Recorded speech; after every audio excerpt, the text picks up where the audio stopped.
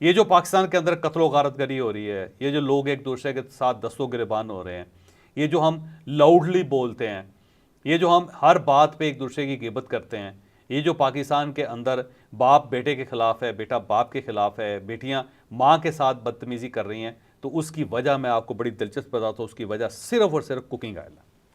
आप बड़े हैरान होंगे।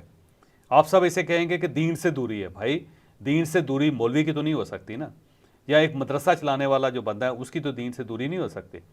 लेकिन जो उलमा कराम कर रहे हैं, जो मदारस चलाने वाले लोग कर रहे हैं, आप उनको देख लें, या अपना बाप जो है या माँ है वो अपने बच्चों के साथ लड़ रही है, तो आखिर कोई ना कोई वजह तो होगी ना उसकी।